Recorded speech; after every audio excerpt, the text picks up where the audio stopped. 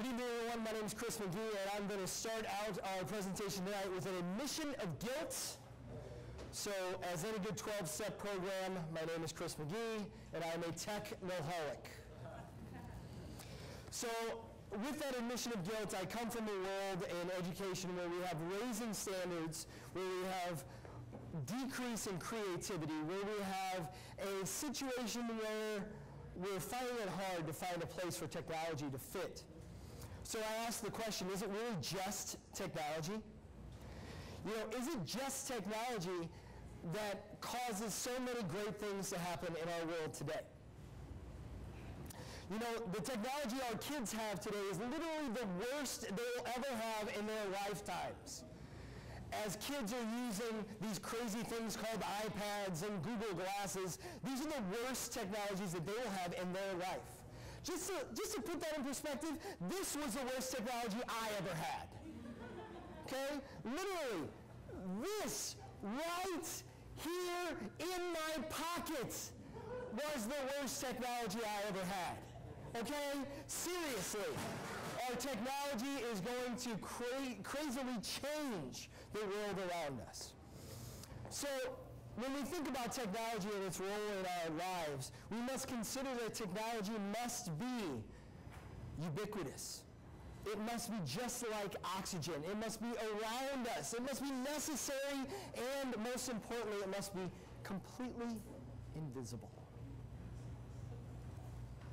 So, when we think about technology and sustainability and how those two things work hand in hand, I go all the way back to the 1980s to gain a broader perspective of what does it mean to understand sustainability.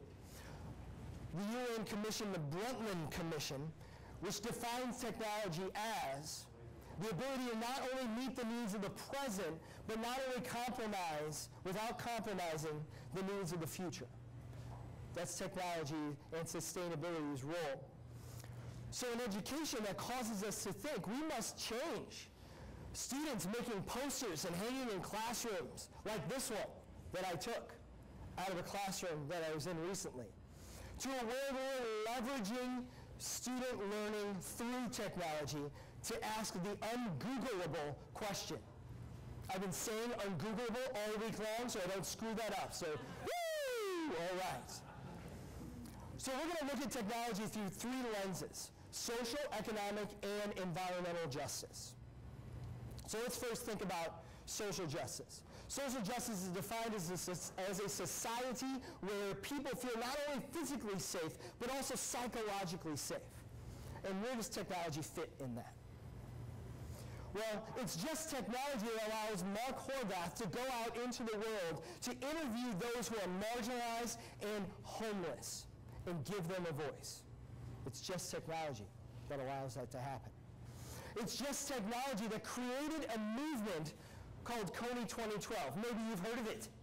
It was kind of worldwide, kind of a big deal. That asked the question, can an online video make an obscure war criminal famous? And it's just technology that created a movement throughout Facebook to give our opinions and our desires on marriage equality, and then at the very same moment, gave us the opportunity to personalize it. It's just technology. You know, this looks like two guys completely ignoring one another at dinner. But it's actually the three of us where we were not only having amazing conversations with one another, but we were also completely connected to our professional learning network. It was just technology that allowed us to not only talk amongst one another, but also participate in a statewide Twitter discussion on education. And it's just technology that Steve Jobs found when he was over in Turkey discussing coffee, of all things. And he found out in his autobiography that students today live in a world where it's completely flat. The expectations of a child in Turkey of technology is the same as that of the United States. So it's just technology that's giving marketplace to individuals to design amazing things and get it to consumers. It's just technology that's creating a space devoted specifically to learning and making new things, to hacking our physical world. And what's crazy is it's just technology that brought that makerspace to a place right here in St. Louis. The Disruption Department came to a completely free educational conference, created a pop-up makerspace where teachers and community members could go in and learn how to solder, how to program, how to code, things that were previously inconceivable to most people. And speaking of inconceivable, it's just technology to create an open forum to hang out with the president. Yeah, hang out. Just sit there, listen, participate, ask questions. And it's just technology that made that government, that same government, reply to a ridiculous petition for the Death Star. We don't need a Death Star. But we can, through technology, interact and create a flat government. And it's just technology that allowed this normal, everyday teacher interact with the Commissioner of Education for the state of Missouri and be able to collaborate around what's best for students right here in our fine state. You know, technology does some pretty cool things. And just for statistics' sake, I'm going to throw out one. In Egypt, right upon Mubarak's resignation, tweets increased from 2,300 a day, standard in Egypt. I think I do that in a day. Anyway, in standard in Egypt, 2,300 to over 230,000 in a single day. It's just technology that connects us and allows us to interact with the world around us. As we transition from social justice to economic justice, we must pause for a moment and think of Wi-Fi access. Wi-Fi access is becoming a social justice issue. The reason why it's a social justice issue is creating an ever-increasing gap between those who have access and those who do not. That change in access from one person to the next is increasing that ability to interact with knowledge, to interact with the world around them, and the ability to Google a recipe whenever you darn well please. All right? That Wi-Fi is becoming not only an economic justice issue, but also a social justice issue. As we continue to think about technology, technology is changing our marketplace. NFC chips in phones are allowing our phones to transfer financial data from one place to the next. Squares are plugging into phones and allowing small businesses and individuals to basically market their goods and services at the drop of a hat. QR codes and consumer ratings are changing the marketplace as we know it. In fact, it used to be buyer beware, and as Dan Pink's recent book says, we now live in a world of seller beware, where the consumer actually knows more about the product than the person who made it ever intended through ratings and reviews. You know, schools have trouble keeping up with this. Schools are struggling to keep up with this changing technological environment. So they've gone with a model called Bring Your Own Device, where kids are encouraged to bring whatever they have at home, shifting the responsibility on to the home environment, and then supplementing with whatever device a kid can pick up as they walk in the door. Other schools are providing a one-to-one environment, the most socially just option available, where as a kid walks in, they're handed a device, leveling the playing field for all those involved. Those are the options we have. I have a dream, though. I have a dream that we have Wi-Fi for everyone. It doesn't matter your race, creed, color, passion, interest, okay, or favorite cat video. It doesn't matter. What matters is that you can access that information when you need it.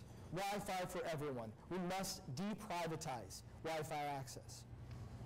And that technology comes with a lot of stuff, right? Devices are becoming ever rapidly more obsolete. Like that poor Game Boy that went across the stage, okay? Because those devices are becoming ever more obsolete, Moore's Law states that as we continue to grow in technology, the costs will go down, which is going to leave us with an issue, leave us with the small problem of landfills. So we must think of our world in an environmentally just way. You know the phrase reduce, reuse, recycle? We got to embrace that. So let's talk a little bit about reusing. There are many organizations. I'll speak specifically about the National Coalition Against Domestic Violence. You done with your phone? Give it to them. They'll happily accept it. They will then resell it, they'll wipe it clean, and they'll use those proceeds to help end domestic violence in our world. You got an old laptop? There are many organizations that will take it, including the Disruption Department, which will say, you know what? We're going to smash it. We're going to take it apart. We're going to let kids do it. You know why? Because that's the best way for them to learn. So that way they can take it apart. Fantastic. Kiosks like this are popping up everywhere, asking you to recycle. Bring those devices into us, and you know what? We might even give you a store credit because we don't want that device to end up in a landfill. We want it here where we can do something with it. Recycling, reusing. So let's now talk a little bit about reducing. There are many organizations that do some pretty amazing things. One that I highlight is one close to us here at the University of Illinois. The University of Illinois has the International E-Waste Design Competition. It's pretty amazing. What they do is they encourage organizations, companies, schools to design a better product. So we reduce the number of products that exist in our world. In fact, this year's winner was Evercloud, which had a two-pronged approach to reducing the number and impact on devices. First, engage the consumer in designing the product. So that way, maybe we have an emotional connection to it. And two, basically put all of the items, the hard stuff, in the cloud. So that way, that device lasts longer. Reduce, reuse, recycle. So where do we fit in this whole process of justice and sustainability? If we ask kids, what do they want out of technology? They'll say, let us bring it in. Just trust us. Give us something. I don't care what it is. Give it to us and let us be a part of it. We'll know the right thing to do. Sure, we'll screw up every now and then. We're kids, okay? But you know what? Trust us, we'll make the right decision to be a part of it. We've got to stop banning those devices from our classrooms and our schools. We have to stop blocking websites that may give us an opportunity to have some crazy conversations about learning and what the world around us can provide for us. There's a growing gap between the way our world is changing and the ability for our schools to interact with that. And we just may be creating a less ready society by doing those things. So is it just technology that connects us, that allows us to interact, that allows us access to information and reviews?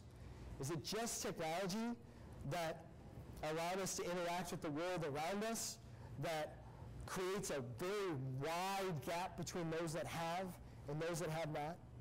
Is it just technology that's starting to take up our landfills? We've got to think about technology as meeting the needs of the present, but also planning for those ever-changing future. And it might not be just technology, but technology might be that answer to unlocking the key to justice in our world. Thank you.